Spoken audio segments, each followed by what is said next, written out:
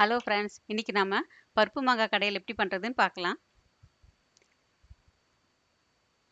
இது வந்து மாங்காய் சீசன் இருக்கிறப்பே பண்ணி பார்த்தீங்கன்னா நல்லா டேஸ்ட்டாக அருமையாக இருக்கும். கொஞ்சம் புளிப்பு சுவை நல்லா இருக்கும். நான் இது செய்யறதுக்கு ஒரு கிளிமுக்கு மாங்காய் தான் எடுத்திருக்கேன். ஒரு மீடியம் சைஸ் கிளிமுக்கு மாங்காய் எடுத்துக்கோங்க.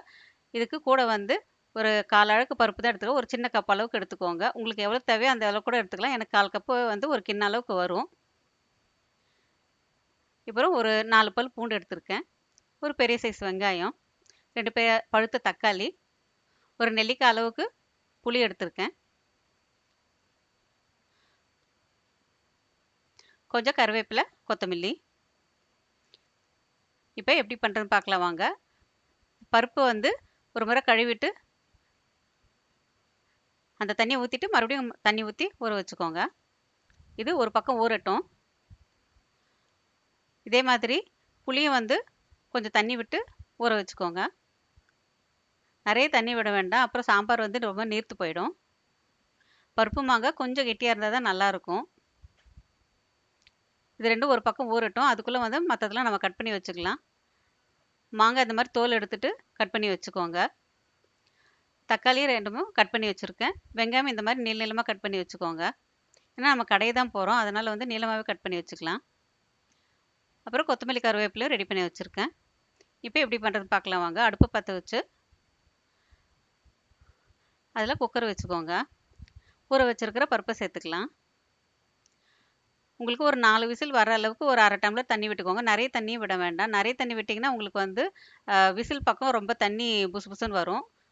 அதனால தான் அளவோடு விட்டிங்கன்னா உங்களுக்கு வெளியே வராமல் இருக்கும். அப்புறம் கட் பண்ணி வச்சுருக்கிற வெங்காயம், தக்காளி, மாங்காய், பூண்டு எல்லாத்தையும் ஒன்றா சேர்த்துக்கலாம்.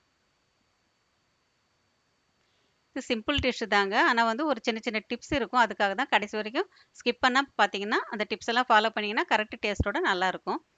இப்போ ஒரு டீஸ்பூன் எண்ணெய் விட்டிங்கன்னா பொங்காமல் இருக்கும். அதுக்காக தான் ஒரு 1/4 டீஸ்பூன் மஞ்சத்தூள், 1 டீஸ்பூன் மிளகாத்தூள் எல்லாத்தையும் விட்டு ஒரு முறை கலந்து விட்டுட்டு குக்கரை மூடி வச்சிடலாம்.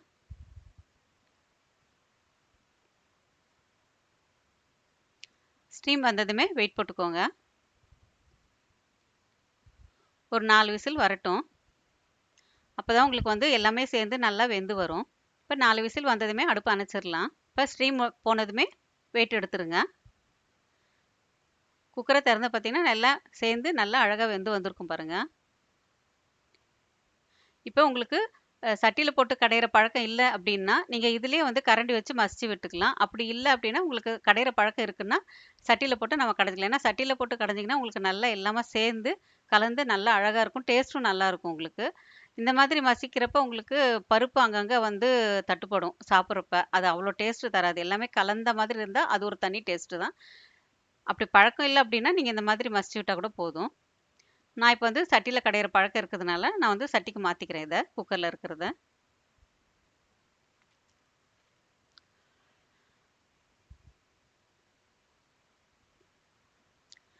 இப்போ இதை நைஸாக மசிச்சு விட்டுக்கலாம். ஒரு 2 நிமிஷம் மசிச்சிங்கன்னா போதும், நல்லா எல்லாமே நைஸாக வந்துடும். இப்போ கடைஞ்சாச்சு.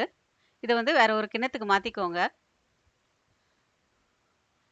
இந்த சட்டி கொஞ்சமாக தண்ணி விட்டு கரைச்சி ஊற்றிக்கலாம் அதில். இன்னும் ரொம்ப கெட்டியாக இருந்தாலும் உங்களுக்கு நல்லா இருக்காது. கொஞ்சம் லைட்டாக தான் விடுங்க, ரொம்ப தண்ணியெலாம் விட வேண்டாம்.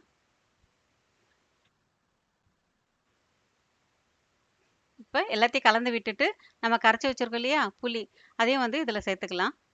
ரொம்ப தண்ணி விட்டுறாதீங்க, கொஞ்சம் கெட்டியாக இருந்தால் டேஸ்ட்டாக நல்லாயிருக்கும். இப்போ கலந்து விட்டுட்டு நம்ம தாளிச்சுக்கலாம். அடுப்பு பற்ற வச்சு ஒரு தாளிக்கிற கரண்டி வச்சுக்கோங்க. அதில் தேவையான அளவு எண்ணெய் விட்டுட்டு கொஞ்சமாக கடுகு சேர்த்து வெடித்ததுமே 2 வரமிளகாய் சேர்த்துக்கோங்க. இதை இப்போ நம்ம கடைஞ்சி வச்சுருக்க சாம்பாரில் சேர்த்துக்கலாம்.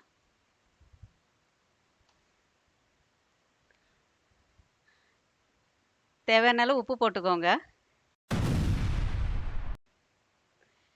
இப்போ எல்லாத்தையும் ஒன்றா கலந்து விட்டிங்கன்னா நம்மோட பருப்பு கடையல் ரெடி.